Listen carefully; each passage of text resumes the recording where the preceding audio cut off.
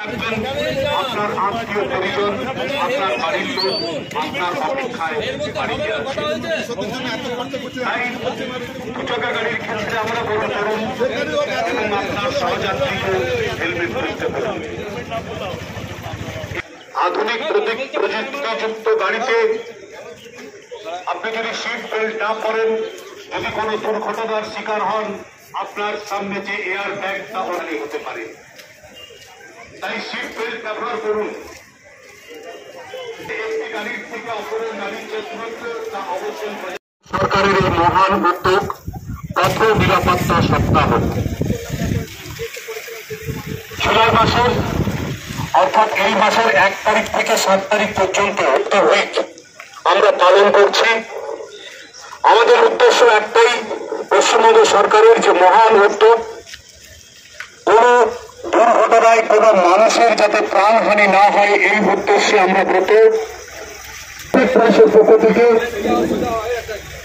Muchipara traffic পুলিশের উদ্যোগে আজকের এই র্যালি থেকে আমরা অঙ্গীকার করছি ট্রাফিক নিয়ম এবং ট্রাফিক আইন আমরা অনুসরণ করব।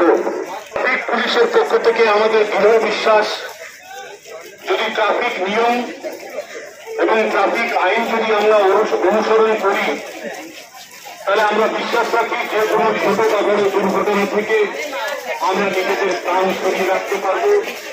আপনি যে কোনো কারণ নিয়েই বাড়ির বাইরে যান না কেন, আত্মীয় স্বজন পরিবার আপনার বাড়ির লোক এই জীবনের ঝুঁকি নিয়ে কখনোই গাড়ি চালাবেন না।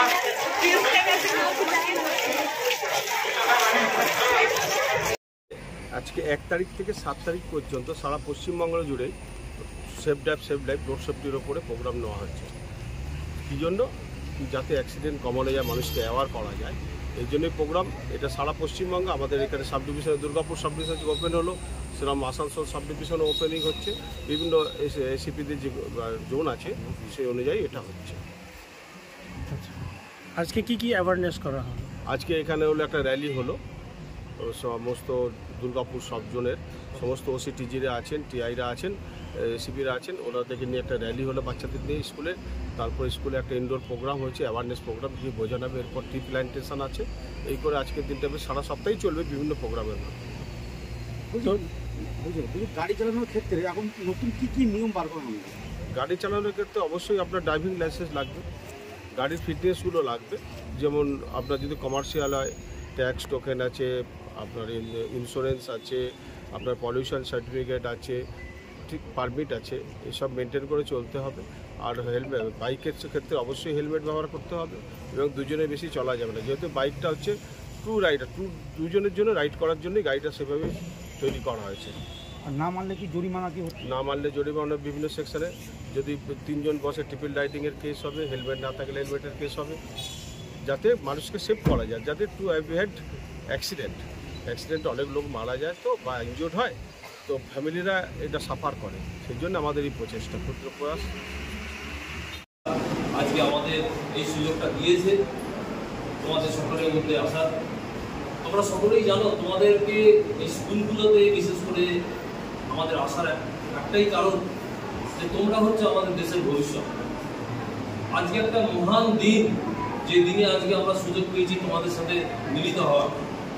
আজকে জানো যে ডক্টরস ডে, তোমাদের মধ্যে থেকে অনেকেই ভবিষ্যৎ জীবনে ডাক্তার কেউ ইঞ্জিনিয়ার হয়ে নিজের জীবনে সুপ্রতিষ্ঠিত হবে।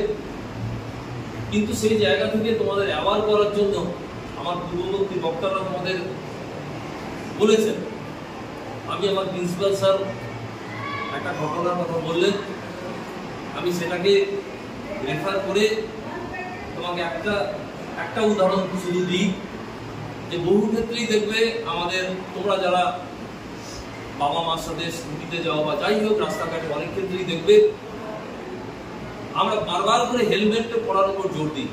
তার কারণ তোমরা সবাই জানো যে আমাদের মানবদের সব থেকে ভাইটাল পার্ট হচ্ছে ব্রেন।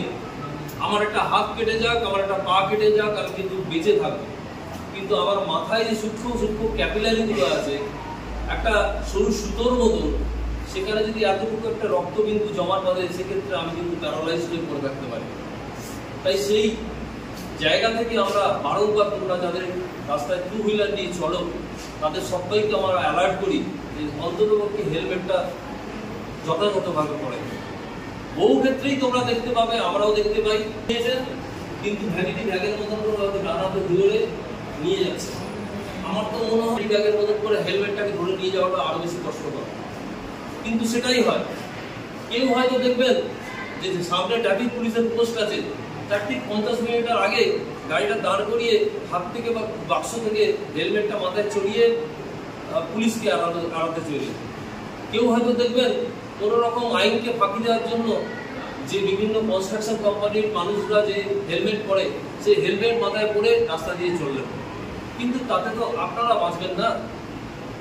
বহু ক্ষেত্রেই দেখবেন যারা টু হুইলার নিয়ে চলেন, হয়তো সামনে যিনি চালক আছেন তিনি মাথায় হেলমেট রয়েছে, পিছনে যারা বসে রয়েছেন তাদের মাথায় হেলমেট নেই। আচ্ছা, আপনি আমাকে বলতে পারবেন যে অ্যাক্সিডেন্ট হলে সামনের মানুষটি আঘাত পেতে পারেন, পেছনের মানুষটি আঘাত পাওয়ার কোনো সম্ভাবনা নেই? বহু ক্ষেত্রেই আমরা দেখেছি রাস্তায় তাদেরকে ধরেছি, তাদেরকে জিজ্ঞেস করেছি তাদের হেলমেট